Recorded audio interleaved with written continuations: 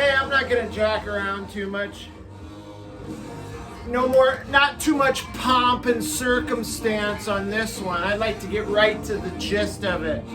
Okay, so I've been inspired once again. Inspired by one of a fellow VC member. That one's the King Dick Vinyl Richie. Okay, so I was hanging right with him with the old top 10s of, it's like started with like 66 or 65, and now he's on 72. So I watched his video today, decided to jump right back in at 72. But for just to kind of clue you in, I kind of left off at 68. I'm gonna go back. I'm gonna do 70 and 71, 70 and 69 to catch up. That's right, just a couple of quick 10 to 12 minute vids. Here's a big chug for you, Vinyl Richie. Appreciate you carrying the torch on that one. Watched his, and I watched Dave, the pickup artist. I would have put this in there, but this is probably going to be in 73. This was released in 73. Roy Wood's Wizard's Brew. All right. So I'm gonna start off with 3 honorable mentions from 1972. First one, because I love everything this guy does, from his production to his solo work, and to all the way back to his stuff with Nas and Runt. This is Todd Rundgren. This is Something Anything. I love this record. This is fantastic. This is probably his most commercially successful album. I believe this one has Hello on it, which I absolutely love. Hello, It's Me. Look at Todd. Todd's awesome. Some people don't realize that Todd was actually in a version of the Cars. Well after the Cars core group had split up, Todd became the vocalist of the Cars. I think it was called the Cars 2000. The cosmic trivia for you there. So honorable mention, Todd Rundgren, Something Anything. I'm gonna mix a little bit of pop. I'm a sucker for pop music from the 60s and 70s, so you're gonna see some pop throughout mine. This is probably the worst condition of an album sleeve I have in my collection. Look at that. I actually bought this like that on eBay. I didn't look close at the picture, and no, they didn't try and cheat me. I bought it this way like an idiot. But this is Steely Dan, Can't Buy a Thrill. This friggin' thing is, oh, I'm gonna take my mind shield off. Look away, look away, god damn it, look away. Oh God. But this has Reelin' in the Years. Where's the other one at? Get Back, Jack, Do It Again, Dirty Work. This is probably their most commercial, besides Aja. But this is great. I love Steely Dan. What a bunch of talented musicians. This is my number 2 honorable mention. My number 3 just missed the top 10. And that's Captain Beyond. Now this one does not have the lenticular cover, but this is their self-titled record. But this, out of all the Captain Beyond records, this is released on Capricorn. I love this one the most. It's got Myopic Void on it, Mesmerizing Eclipse, 1,000 Days of Yes. I mean, listen to the titles. How can this be wrong? As the Moon Speaks, Astral Lady. Great album. I highly suggest picking that one up. Okay, so going right into the top 10. I picked this up this past year. My first Vertigo Swirl that I've ever picked up. And that's Aphrodite's Child 666. This is just a weirdo, out there psych prog hard rock, based on the book of Revelations in the Bible. And this is just killer. You've got Vangelis is the brains behind this operation here. Got it for a great price too there.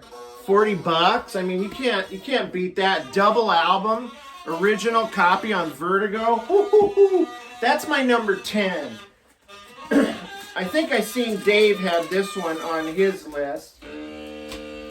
Howard Dean cover, not Howard Dean. Oh God, I said that last time. Roger Dean cover art. Uriah Heap, Demons and Wizards. God, I love the artwork on all the Heap always had great album covers. But this one has the Wizard, Traveler in Time, Easy Living is on this one, and one of their bigger hits. But look at that cover, just fantastic. Look at that. Does that look familiar? Hand holding a world. Look at that.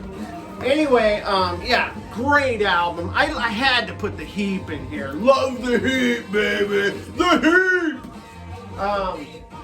Decided to try and get some soul, some funk and soul in there too. So I picked my OG copy of Superfly by Curtis Mayfield. Now this cover scene, it's pretty beaten up, but the swing open thing is still intact, so I can't complain too much. The record is very good minus maybe, but man, for like $3 that I paid for it, I'll take it to hold a place for it. But yeah, great soundtrack from Superfly. Check that out. A super blaxploitation movie soundtrack. Curtis Mayfield hitting his stride as an artist. Fantastic record. That's my number 8.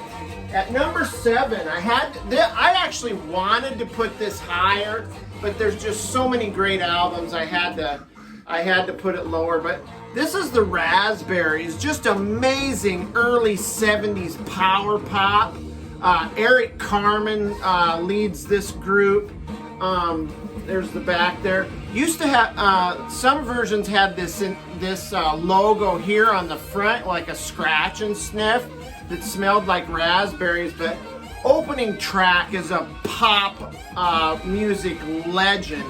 It's called Go All the Way. This is just a great album. I love this stuff. This is the kind of 70s power pop that I really dig. Raspberries and Eric Carmen are my number 7. Number 6. Showed this in a video not too awful long ago. This is the Philips label release of Black Sabbath Volume 4. What hasn't been said about this already? Wheels of Confusion, the ballad Changes, Snowblind, Cornucopia. This is just killer stuff. They got Tony Iommi there. I mean, this is Sabbath. Probably from here on out, but this is killer. Volume 4, Black Sabbath, is my number 6. I'm gonna set these down because this is gonna get too heavy. My number 5. Some people probably would put this a little higher, but I've got some good ones ahead of it. Probably the best Deep Purple album ever, Machine Head. Now, I did say that, but I ignored this album for so goddamn long because it just got so played out. Smoke on the Water, Highway Star, Space Truck, and it just got played to death. So I let it sit. I revisited it recently, and because of that, it makes my top 5, coming in at number 5. Deep Purple, Machine Head. One of my favorite artists and bands of all friggin' time. I friggin' love this artist. I will be doing an artist spotlight video on this band and artist, and that's Alice Cooper, School's Out. Whoa, almost lost the record. Woo-hoo, woo-hoo. And this is has the die cut desk. The panties are in there, but I'm not dragging them out. But yeah, this is my number 4. School's Out. Gutter Cat versus the Jets, Public Animal #9. This is just a great rock and roll album right here. Alice Cooper, School's Out, my #4. Really wanted to get this one into my top 3, as this is my favorite band of all time. And that's Blue Oyster Cult's self-titled album. I mean, Transmaniacon, then came The Last Days of May, She's as Beautiful as a Foot, Cities on Flame with Rock and Roll. They still do a lot of these songs in concert. Great cover art there. Very cool. Of course, the symbol. Blue Oyster Cult coming in at #3. Oh, I guess I did get in my top 3. And these two had to be my 1 and 2. I just had to. Couldn't decide really which was going to be which, but I chose the Stones' Exile on Main Street. Richie said all there has to be said about this, really.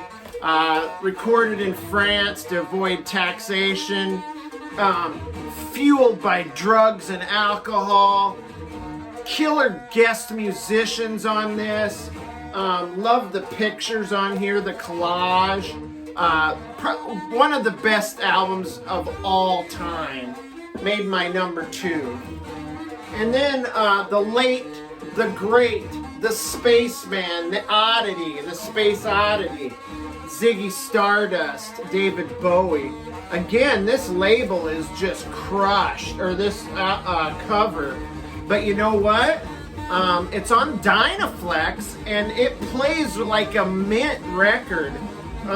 Does that stand for Kanye West right there? God, I hope not. I'm just kidding, by the way. But yeah, this is a far out record. I mean, come on.